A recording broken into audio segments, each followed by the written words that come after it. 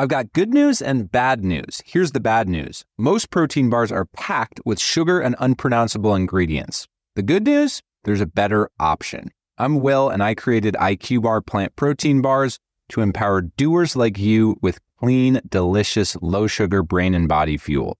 IQ bars are packed with 12 grams of protein, brain nutrients like magnesium and lion's mane, and zero weird stuff.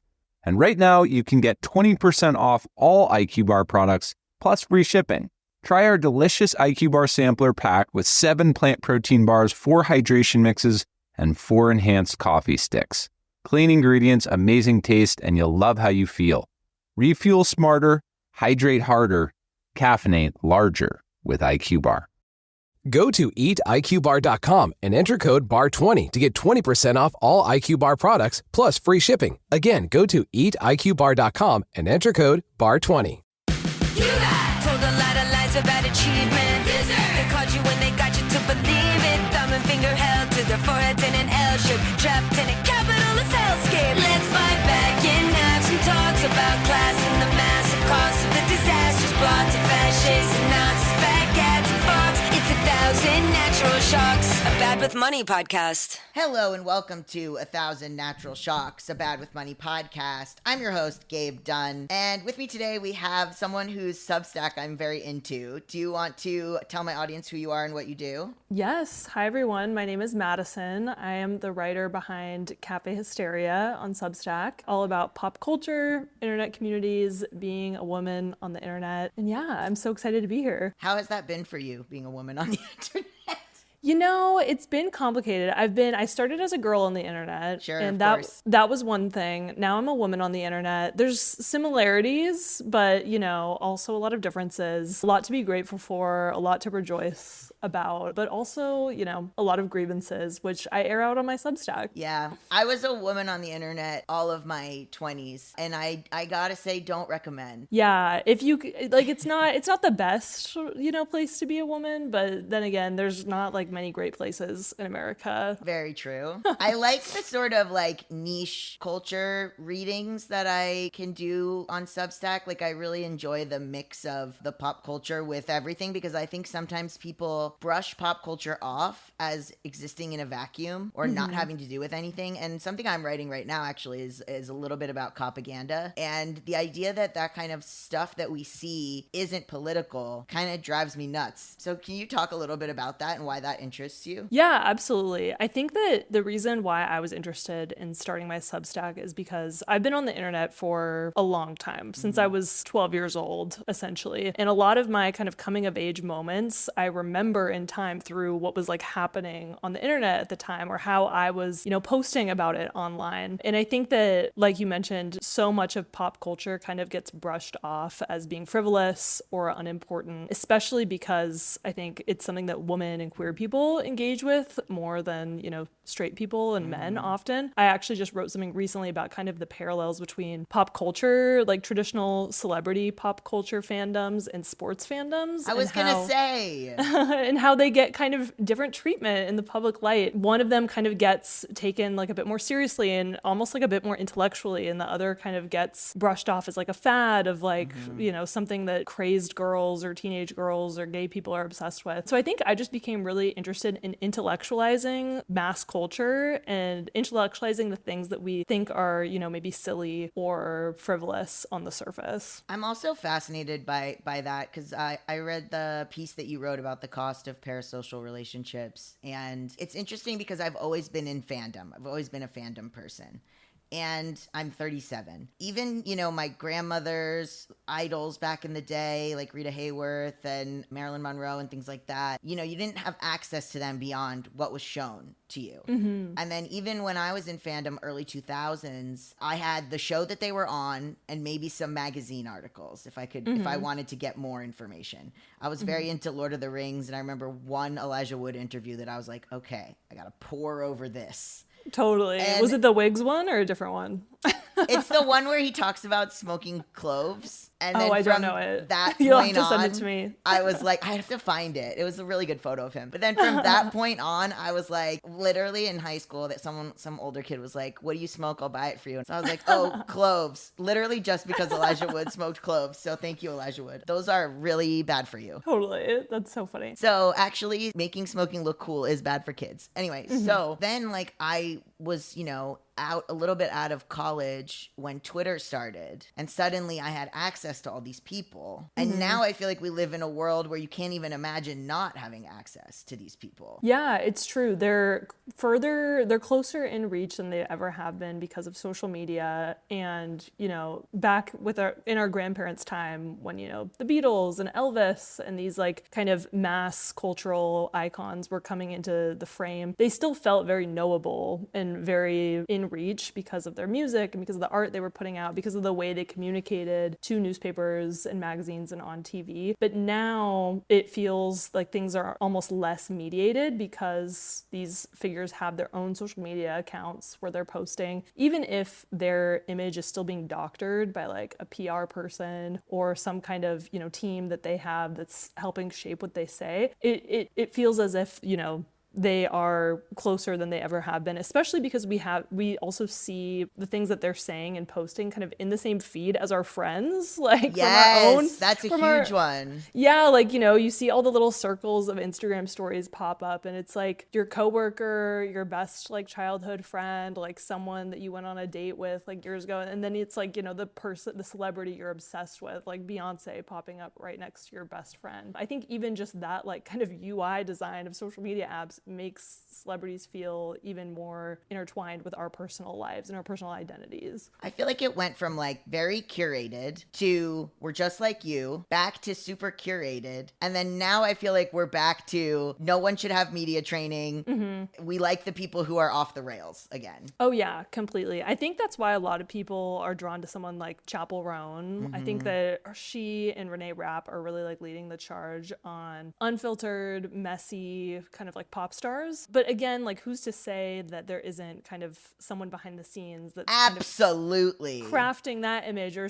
telling them like, hey, it looks like people are responding really well to your messiness, lean into that more, like, get messier. So it's so interesting that like the kind of performance / like non-performance of it all. Like I find myself being like very cynical, I feel like, of public figures, and just kind of assuming that everything they're doing is doctored. And my friends and my sisters, they'll be like, oh my God, so-and-so is crazy. And I'm like, yeah, they're being like PR trained into being 100%. crazy. And it can feel very disorienting to figure out like what's real and what's not. Well, it's hard because there's no media literacy to consider that things are an image, or perhaps, unless it's very obviously an image. Yeah. The idea that there wouldn't be a reason behind posting something beyond the reason that you are seeing with your eyeballs. Yeah, totally. And even I experienced this with some of the political stuff that I do, where I'll post something and someone will be like, how could you think the Democrats would even care about that? Like, you're so stupid. I'll be like, I literally will say, have you considered that this video isn't for you who already knows this? And it's not me discovering this in real time, but rather there's some strategy behind me posting it so that people who aren't as involved as we are may see it and relate to it. Is that ever entered your mind to think that some media is not for you, and it's being presented in a way to obtain a certain goal? Yeah, just the idea that someone is so real. Like, for instance, Gavin Newsom's social media. Oh, this is so fun. Oh, he's being so silly. It's not him. It's some woman of color who works for him. Yeah.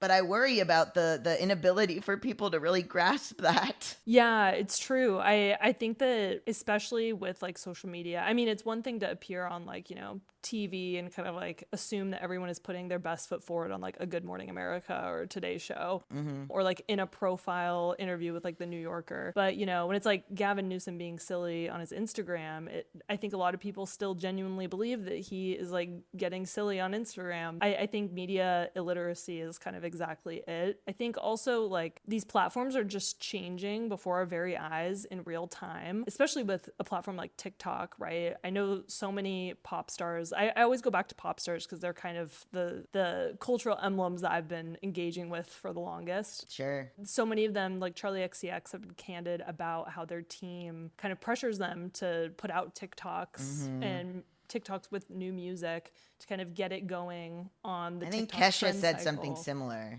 Yeah, Kesha Yeah. as well. And it's kind of funny because I think we think of trends and like virality as being very random and sporadic. Oh but my God. like, you know, even the way that like something goes viral can be like premeditated. And I think that that's something that we're just now beginning to talk about and realize. I often will see trends, like the whole thing with post yourself in 2016. Oh I was my like, are gosh. you people out of your minds? You want to give AI more photos of yourself from a time when you may have deleted those photos? What is wrong with you? Yeah, literally. And that was another one too where I was just kind of like, who started this? Exactly. Like I was like, was there? Because, you know, normally we can kind of like trace it all back to like, oh, this is an audio from Love Island. It's, Sure. you know, the paparazzi video of Justin Bieber, like standing on business. But I'm like, where did this actually come from? Did this just like spawn spontaneously within everyone's consciousness? Or like what company like from the top sewed this like, you know, on their corporate social media so that like people would just search for the origin of it and like come across their company. You know what I mean? It even started freaking me out. I left Spotify this past year, and it started freaking me out to be like, yeah, wait a minute. Why do they know all the things I listen to? And why do we post that at the end of the year thinking that that's a good thing? I know. Yeah, it's so strange. I've seen like such a wave of people leaving Spotify after this like most recent Wrapped cycle.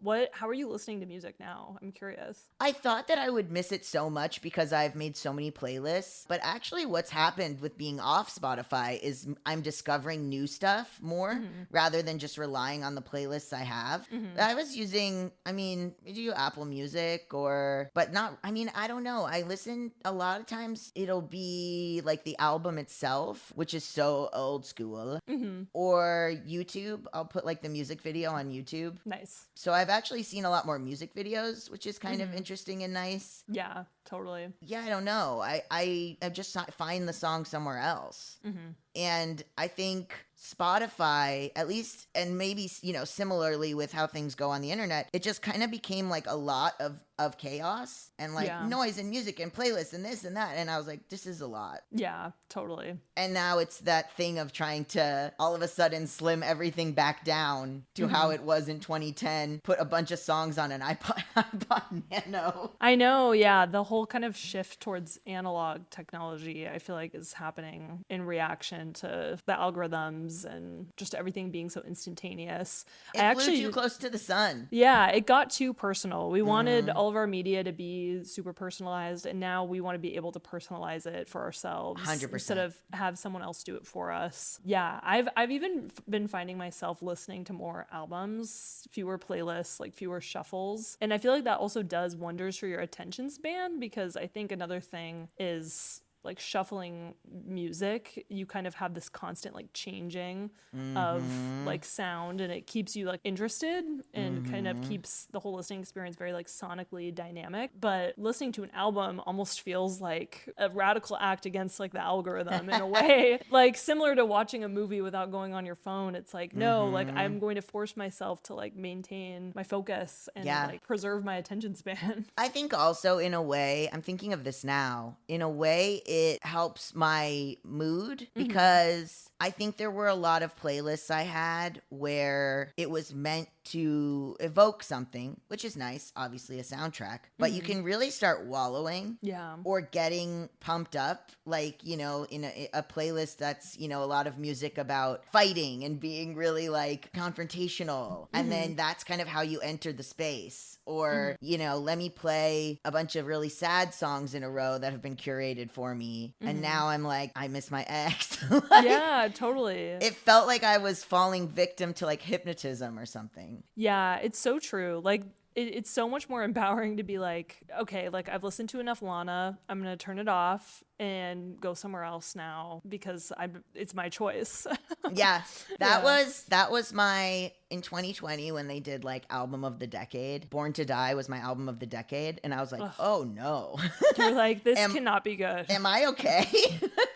But I lived in New York in 20, you know what I mean? Like I lived in New York. She was coming up. It was the time. I was a hipster, whatever. I always say that if they did have Spotify Wrapped in like 2012, whatever year the album came out, it would have been like, that would have been the only thing that would have popped up for me. I think I only listened to that album that year. Yeah. Nothing else. It's pretty insane. Yeah, sad girl music. Yeah, seriously. So with the cost of parasocial relationships, can you walk us through what that was about and what the costs are? Yes, absolutely. So the cost of parasocial relationships is an article that I posted on my Substack recently that is kind of centering around Ticketmaster and the Ticketmaster pre-sale for the Harry Styles Together tour that I've embarked on to try to get a ticket over these past couple of weeks. I basically kind of launched an investigation into Ticketmaster and how their prices have completely inflated. Huge. And how the cost of going to a concert has just really changed drastically in the 21st century, but especially within just the last couple years, specifically because of the Eras Tour. Essentially, for those that didn't participate in the Eras Tour pre-sale, I believe the Ticketmaster pre-sale went live on November 2022. And upon the pre-sale... 2022. Yeah, 2022. It coincided with a breakup, so yeah. Yeah, you're like, yep, it's all tracking. The website crashed immediately. A ton of tickets were bought up and posted on resale sites almost instantaneously for quadruple the sticker price. And a lot of the tickets that remained were kind of in like the quadruple, even like 5-digit numbers because of Ticketmaster's dynamic pricing model, which basically has ticket prices go up and down in real time based on demand, which obviously feels very unethical and illegal. And so this launched like a huge investigation by the Department of Justice. There was like some public tisk-tisking from Joe Biden, and several congressional hearings kind of centered on antitrust, specifically investigating whether Live Nation Ticketmaster has, a monopoly on. They sure do. And they sure do is the answer. Live Nation owns all these venues as well. Yes, exactly. Yeah. Live Nation owns all these venues. And in my article, while researching, I found that Ticketmaster owns or controls over 70% of the ticketing and live events market. And so there's just so few viable alternatives. It's kind of just a given now that if you want to go to a concert, it's going to cost you, hundreds of dollars. Hundreds, if not thousands of dollars, especially if you're traveling to a city to see an artist, which kind of brings me back to Harry Styles. So Harry Styles announced his tour. I believe it's 67 dates across 7 cities, and only one city in the United States, which is New York City. No cities, obviously, in Canada, only one stop in Central America, only a couple stops in Western Europe, which leaves us all fighting for not only the same tour dates, but the same hotel rooms, the same flight tickets, the same dinner reservations, causing just kind of the cost of everything to inflate. Not only is it costing, thousands of dollars to see your favorite artist in concert, but you also have to go travel to see them. Wow, that's fascinating that he said I'm doing 7 concerts over the span of like a week in each place? Well, in New York City, he's doing over 30 shows. What? At MSG, just MSG. And wow, so he said, I'm going to take my Vegas residency on tour. Literally. And then, I think he's doing like a couple weeks in London, like a week in Amsterdam, like a week in Mexico City.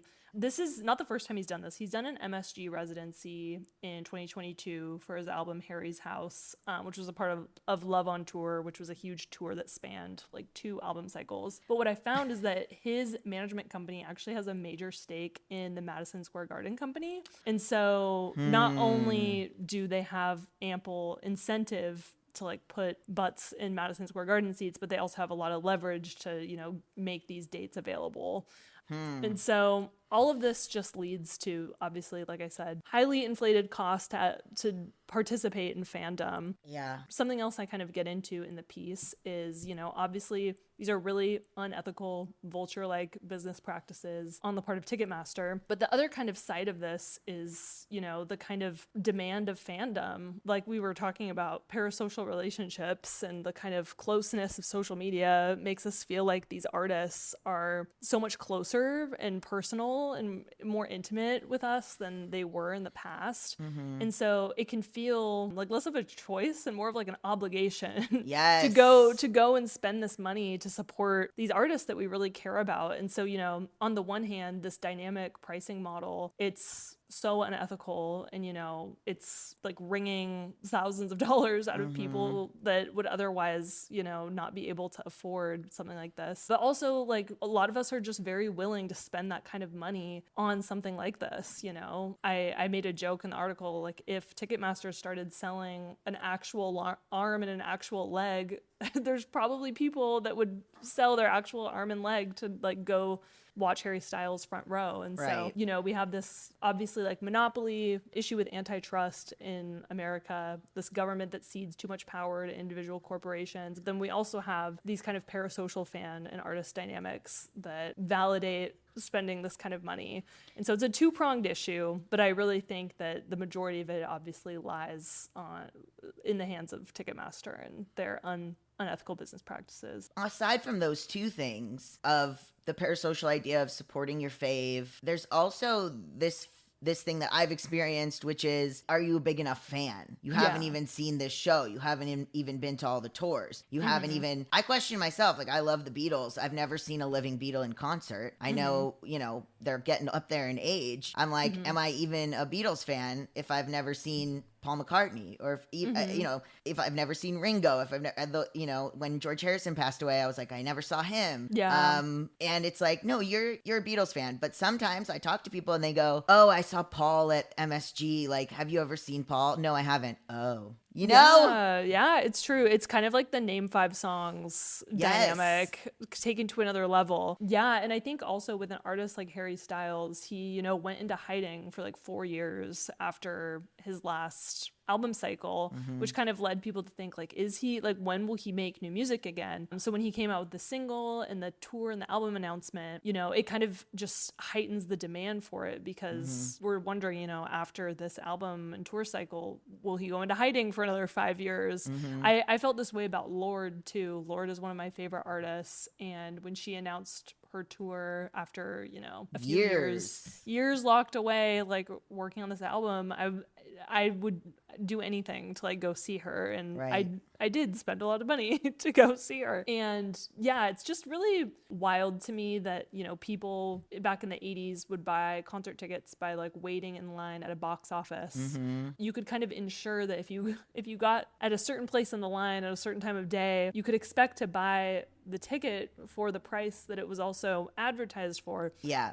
The dynamic pricing model of Ticketmaster is what like really mind boggles me. Like the fact that you go into purchasing something and you don't know how much you're going to spend. Yeah. That is just like egregious to me. Have you ever seen Heavy Metal Parking Lot? No, I haven't. It's like a documentary that it's about like 30 minutes long. It's on YouTube. It's taken outside of a Judas Priest concert, and it's like they're getting interviewed, I think, by MTV, and it's a bunch of fans, and they're all pre-gaming in the parking lot of going to see Judas Priest. They're so excited. Also, it's part of that thing where you didn't see cameras that often, so everybody's just being real, which is amazing. And they're all so excited to like be there with each other, like, because they don't get to talk to other fans unless like someone goes to their school or whatever. So it was just, it's very, and it's heavy metal, so they're all like, I'm gonna be this way till I die. I love it so much. And some of the people are there not even to go to the concert, they just want to be outside and like hear it, maybe. Yeah, it's just such a beautiful, innocent time. Yeah, I feel like that also really touches on this kind of community aspect of concert going that also makes wanting to go see your favorite artist in concert so intoxicating. Because the experience of online fandom is very isolating in some ways. It's very connective in many ways because, you know, you're logging on and participating in this community of individuals that all love the same thing. When an album drops, like, I love just like going on Twitter, like refreshing my feed, like seeing what everyone has to say about it. But it, you know, when you shut the laptop, that community goes away. It's like very ephemeral. You kind of have to be plugged in and looking at your screen, and in many ways kind of disembodied from your physical self while you're participating in it. And so to go to a concert, it's almost like someone snaps their fingers and like makes what was invisible and ephemeral real. And I really felt that going to the Eras tour. I went to the Seattle stop in like August 2023, and my sisters and I went with my little sisters. We made friendship bracelets, like we picked out outfits, we went and like picked out makeup and everything. Like we made it a whole to-do. We traded friendship bracelets, like we sang all the songs, we cried, we laughed. And when we left, I was just like, I can't believe this isn't gonna happen again. Like I can't believe like we put all this time and effort and preparation into like having this big moment happen. It's how I imagine people feel after they have their wedding. I was about to say it's a wedding. Yeah, where they're like, wow, like it's all just over like that, you know? I think that is kind of like an addictive high, especially if you heavily participate in online fandom, like experiencing the real life manifestation of it. It's like a high that you just want to keep chasing. And so I also commented or wrote in my article that there's people that go to multiple tour stops on some of these like massive global tours. Oh, absolutely. You ever heard of the Grateful Dead, baby? Oh yeah. I Fish. You could just travel with these groups. I know. Well, yeah, back in the day too, especially when it was like more affordable, like you could just like hitch a ride on a tour bus. Yeah, affordable. You might die, but you also could just hitch a ride. Yeah. You might have to do some questionable things, but right. like you could do it. Yeah. You might not graduate high school, but you're going. Your brain might get a little fried, but like, you know, it's worth it. But like with the Eras tour, you know. Hiring isn't just about finding someone willing to take the job. I need the right person with the right background who can move our business forward. If I wanted candidates who match what I'm looking for, I'd trust Indeed-sponsored jobs. I actually found my job on Indeed, and it was so easy to search through what I wanted to do and my skills and find the right place that was looking for exactly what I could offer. Hiring, Indeed is all you need. Stop struggling to get your job post even seen on other sites. Give your job the best chance to be seen with Indeed-sponsored jobs. They help you stand out and hire quality candidates who can drive the results you need. Sponsored jobs boost your posts for quality candidates so you can reach the exact people you want faster. And it makes a big difference. According to Indeed data, sponsored jobs posted directly on Indeed are 90% more likely to report a hire than non-sponsored jobs because you reach a bigger pool of quality candidates. Join the 1.6 million companies that sponsor their jobs with Indeed. Spend more time interviewing candidates who check all your boxes. Less stress, less time, more results. Now with Indeed sponsored jobs. And listeners of this show will get a $75 sponsored job credit to help get your job the premium status it deserves at Indeed.com/badwithmoney. Just go to Indeed.com/badwithmoney right now and support our show by saying you heard about Indeed on this podcast. Indeed.com/badwithmoney. Terms and conditions apply. Hiring? Do it the right way with Indeed. There's people on TikTok posting and they were like going to, you know, in the double digits of Eras tour shows. And so they're taking a lot of spots because they're paying premium for it. Exactly. And I think that it's kind of also a product of this culture that really prioritizes instant gratification. Mm-hmm. Like when we have a good experience, we can't just kind of let it be. Like we have to have it again and again and again and again and just keep kind of pressing the happy button. And if you have the means to do it, then it's very easy. Like you can just fly over to another city and go see the Eras tour again. But it's like you're giving your money to already rich people at already monopoly companies. Yeah, exactly. And in that way, it kind of also reminds me of like Disney families and Disney adults. All right. Well, I'm a Disney gay, but hold on. Hey, I went to Disneyland a few months ago. I'm going with my family probably again later this year. I know. I think I can't anymore. But it's so hard.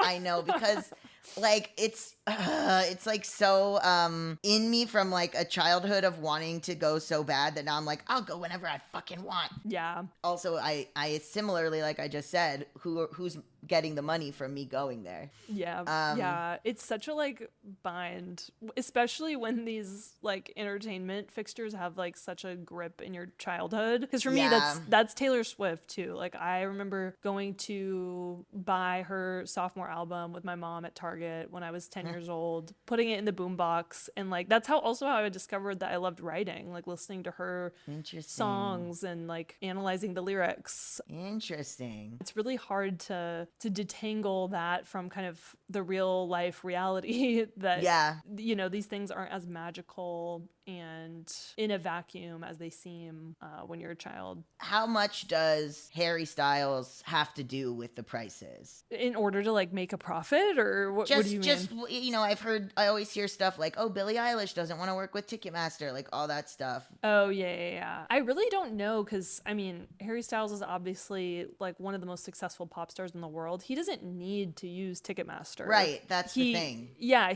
in fact, he probably shouldn't. Right.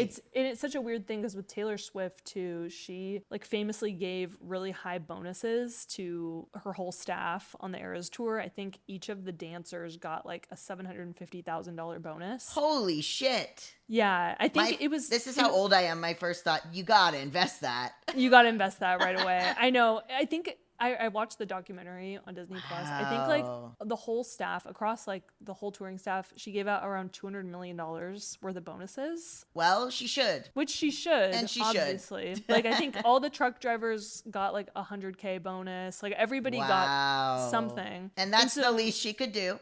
That's the least she could do, like, as a result of taking all of our money. Right. This tour also made her a billionaire. Exactly. It's like they don't need this much money. It's great that they're doing good things with it, but I think it's kind of just greedy. It's greedy behavior, and I think that artists like Taylor Swift in particular are really concerned with beating commercial records and setting commercial records. And I think that's something that, even though Harry Styles is a much more private, kind of reticent artist, I think that he's probably also concerned with those things as well. Once you've hit, like, why? Once you've hit it, I don't know. It's interesting. I guess it's the part of the reason they're successful is that ambition. Yeah, it's like a two-pronged thing, it's like multi-pronged. I feel like no real artist like goes into the art making to like make a ton of money. I think if you want to get rich quick, there's like other ways to do it than being a pop star. So I just wonder, like, when in that, like, part of your pursuit that, like, kicks in. I have to think that it happens when you've kind of earned your first, few millions. Yeah. I think I wrote either in this article or another more recent one about influencers, how it feels like there's no like middle class group of artists in America. It kind of feels like every artist is either scraping by and like saving pennies, or they're like Brad Pitt and like a bajillion trillionaire. There's all these people too who are famous, but their money hasn't caught up to how famous they've gotten. Yeah, and that's what's so interesting about social media too. I think it's created these conditions in which you can be really famous but not have any money. But I just find it really fascinating, especially when you learn about artists in other countries that have like more socialized government and like better funded arts programs, like publicly funded arts programs. Like you can actually have like a middle class like group of artists. What do you mean? Say more about that. Well, I just know that, in countries that have more public funding for the arts, like specifically in like Western Europe, there are people who are able to like be artists and like have living wages and not have to like work as many odd jobs to support themselves. I think also like places, it's kind of also indirectly affected by more socialized government, when you have universal healthcare, universal education, when you don't have like as many services that you have to pay for out of pocket. It allows you to put more money into surviving and creating as an artist. But in America, it just feels like a bit of a slog. Every artist I know is like scraping by, working odd jobs here and there, or, they're Brad Pitt, Harry Styles, superstar known worldwide. I think that, better healthcare systems, education systems, and better arts funding would definitely change that. they cut arts funding here all the time. Yeah. It is interesting. I think about this with musicals and plays a lot, and also voiceover acting, because there used to be people who, I'm an actor, I do plays. I'm an actor, I do musicals. I'm an actor, I do voiceover. Now it's like, we gotta get the most famous person in the voiceover booth. We gotta get the most famous person in the musical. Can they sing? Doesn't matter. I know. Oh my gosh. I have a bone to pick with the real life. I'm sure you're tapped into this as a Disney person, but the real life Beauty and the Beast adaptation with Emma Watson. That was one where I was like, I wish they would have gotten somebody from Broadway to do this. Like, I wish that we could have had like a real technician do this. Like, all love to Emma Watson, but that was just one where I was like, it does feel like we're just kind of grabbing the flashiest fruit. Yeah, because when you look back at all those, old Disney movies, like, I love Hercules. I was just listening to the Hercules soundtrack with a friend of mine. Love Hercules. It was very funny because it was like a bunch of millennials and then our one friend who's 55, and we put on Hercules and all of us lost our minds, and he was like, I feel insane. Like, what is this? And we were like, it's Hercules. And he was like, okay, but it's all the performers in that, like, they're not famous. I mean, they're famous in some way, but it wasn't like superstars. And that's an incredible bit of performing going on there. No, completely. It's just wild. So, I mean, these performers could say, hey, I don't want to do this. I don't want to do dynamic pricing. I have fans who will buy this anyway, so why don't we sell it a different way? Yeah, I mean, I think so. I think I have to think that, an artist of Harry Styles' caliber, of Taylor Swift's caliber, have the kind of power and leverage to kind of tell Ticketmaster to turn off dynamic pricing for their specific sales, and just even setting, like a high sticker price, I feel like would be better than to have ticket prices change, kind of go up and down in real time, because there isn't really, I mean, from what I've seen anecdotally, it doesn't seem like there's a real ceiling. Like, it's like an auction. It's like an auction. I mean, I remember like seeing people on Twitter post Eras Tour tickets, like a floor ticket that was like, I think 10 grand, like was the max that I saw. That was egregious. When I buy tickets for other smaller artists, I go into the sale and I know what to expect. And the ticket that I purchase is at the price that it's advertised for, which is great. My wish is that artists like Harry Styles, Taylor Swift, bigger artists that have more leverage and already have enough money, frankly, can use their leverage to turn off this dynamic pricing and just set the sticker prices, have them be what they are, and like still make a great profit you at the end of would the anyway. day. Yeah. I wonder if there's pressure from Madison Square Garden Group or Ticketmaster to be like, well, we won't work with you again if you don't sell X, Y, and Z. We won't blah, blah, blah. But you have so much power as that kind of artist. You could just be like, okay, fuck you. They could go sell their tickets off of, their own website. They could figure out another way to do it. I remember a couple years ago, Maggie Rogers did an in-person ticket sale in Williamsburg, I think. Obviously, there's challenges with that, right? Because, people would have to take off work. Yeah. Maybe they don't have like the infrastructure to like have go people get it. Yeah. go get it and like have people wait on the street for it. But she made it like a fun thing for that specific Brooklyn show. Like, people went and waited in line. I think it was on a Saturday, so a lot of people could go. And she showed up and met everybody in line, which is like, a added bonus. And so I think that these artists can get creative with how they sell tickets, use the leverage that they have to like make it even like a fun experience for fans. That's very true about dynamic pricing. It's like falling into so many aspects of life. They have that thing where, they're I don't know if they've implemented it at the grocery store, where you walk by and it'll change the price. Whoa. Yeah, there's like a thing where they want to put it in stores. I don't know if they actually did it or if it was just like something they were coming up with. But I mean, they do it based on, that's why you use a VPN to buy flights, because they'll base it on your own, what you usually buy and where you are and things like that. I don't know if they did the thing with the pricing in grocery stores. That's insane. It's got to be illegal. AI-driven algorithms and electronic labels to adjust prices. That's twisted. Oh, Instacart does it. Oof. I know. That's so twisted. I think that like I could see us inching further to a world like that, but it's literally false advertising. Like, Yeah, it's illegal. It's got to be illegal. it's got to be illegal, and if it's not, it should be. I just did that with a friend. We were looking up a Lyft, like to take it somewhere, and I was like, "Do it on your phone, do it on my phone, and we'll see who." And like they had a better price. That's wild. I've done that with like flights with my mom. Like when we're booking a trip somewhere, I'm like, okay, I'm seeing this price. She's like, I'm seeing this price, and I'm like, what? Yeah. It's crazy. I didn't know the VPN trick. I'm gonna write that down for later. Yeah, For flights. I'm like or you just go on a different email, or I don't know. It's there's just, you can see a different like flights based on where you're looking from, your phone versus your computer. I also wanted to talk about another article I liked, which was the nano influencers. Yes. Mm-hmm. And as someone who perchance was or could be a nano influencer, can you explain what that is? Yeah, so a nano influencer is kind of a step down from a micro influencer. Naturally. Oh my God. When you think of a traditional influencer, it's someone with like hundreds of thousands of followers who is maybe posting lifestyle, beauty, fashion content and getting paid by companies to, you know, promote their products or services. And that's how they make money. They're essentially walking billboards and kind of have ushered in a new channel of advertising for companies in the 21st century. A micro influencer is someone that has, you know, slightly fewer followers than that, maybe in the tens of thousands or the thousands.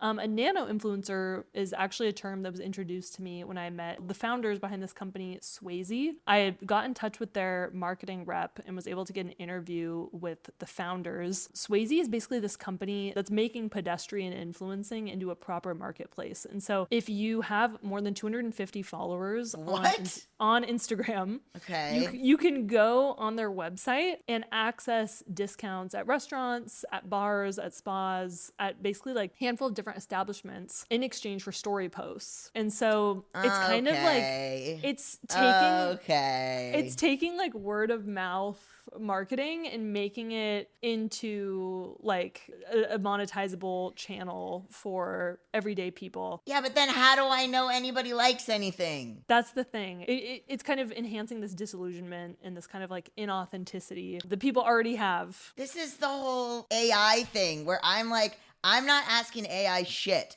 I'm calling my friend.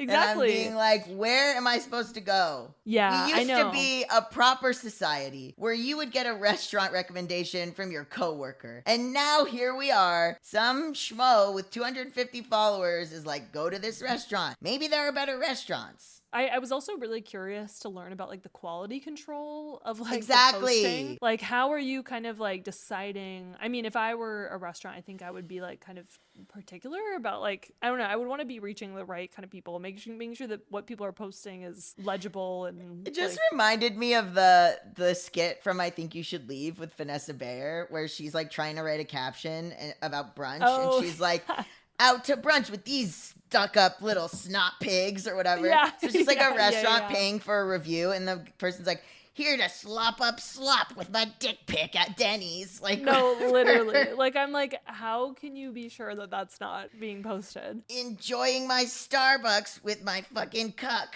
You know what I mean? Like, how are you knowing what they're posting? It's a really unique kind of era, I think, that we're entering, because attention is something that, you know, we all have now. We all have like platforms on social Sure. media. And in the same way that you can kind of like pawn off, you know, furniture and clothes on Poshmark or on Facebook Marketplace, you can also pawn off attention now. You know, you can sell a slice of your Instagram presence via a story. All of us are now kind of in this state of like peddling away the attention that we have and figuring out ways to kind of be scrappy and crafty with it. Then you lose the the sacredness of your opinion. Yeah. The longer things go on, the more I'm like, oh my God, I'm so old. Like, like think about this whole episode. What did I reference? Judas Priest, the Beatles.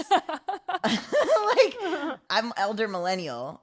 How old are you? I'm 25. I'm What Gen the Z. fuck? I'm squarely Gen Z.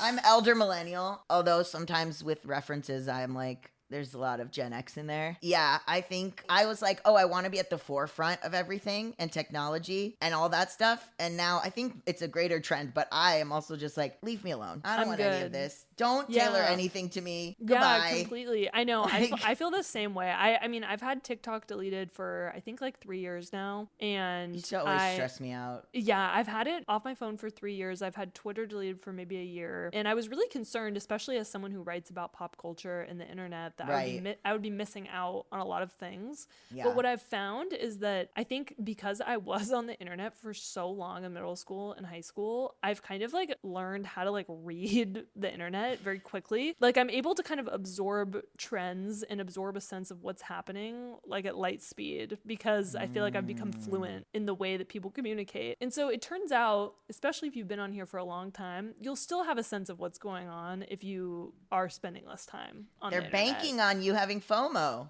Exactly. But that comes back to everything. I have a joy of missing out now. My sisters are like 19 and 21, and if I like don't know what's going on, they're like, God, you're so old. And I'm like, I am like so thrilled to have no idea what's going on. Please explain it to me like in real time. I try to stay up because I want to know. I'm Googling like what's 6'7", and like I'm looking up what people are talking about. I'm getting called unk by the young people. Oh yeah, same. I'm like, chopped and unk. Yeah. Chopped and unk. I'm keeping up with it because I do feel as someone with an internet presence and like a fan base of young people, although they're not so young anymore. They're all your age now, probably. That I feel like I should have some idea of what they're talking about. Yeah. And I never want to be caught off guard. I never want a young person to say, you don't even know what this means. I want to be able to be like, I do know what it means, actually, which is, I guess, also a marker of being old. Yeah, that's the thing. It's like the more that I have an interest in things that are like outside of my demographic, the older I seem. So I try to just like let it like move through me like water. Like I'm like, okay, 6'7", got it. Yeah. I'm just going to let that one pass. It's like, intrusive thoughts. Like you just have to kind of let them pass. It's like my dad being like, what's the haps? What's the 411? Exactly. I never want to be like that. The best, I think it's kind of a rite of passage. Like we all have to kind of be like that at some point. But how do you do, fellow kids? Yeah. Yeah. I mean, it came back all the way around to FOMO because you want to buy those expensive tickets. You want to go to the thing. Mm-hmm. There's a lot of concerts there's things that I'll attend because I enjoy the thing, and there's things that I'll attend because I think the atmosphere. Like I was definitely so depressed, and then I went to the Sweat Tour, and I was like, I left the Sweat Tour. Look, I don't want to prescribe anything, but I left the Sweat Tour, and I was like, I'm not suicidal anymore, and I think there's something in my psychiatrist could have recommended. There's something there. That was like a thing that I wanted to go and experience. I love their music, but I knew that it was more about it being like a very cool club night type thing. Yeah, exactly. And I think that like that is something too that I have the fear of missing out. I have FOMO about not going to the Sweat Tour because Charlie XCX is someone I'm a huge fan of. I've been a fan of Troye Sivan for like a decade at this point. Oh yeah, back on YouTube, baby. Oh yeah, I went to the Blue Neighborhood tour. I was there. I love Troye Sivan and Charlie, and the fact that I didn't get to experience like the physical manifestation, like of that fandom, which is so like potent online. I do like have regrets, but I'm glad you got to experience it. I think I didn't need my antidepressants for a week. I was cured. Yeah. Look, I don't know if you can cure mental illness, but if you can, it's probably at the Sweat Tour. Probably at the Sweat Tour, yeah.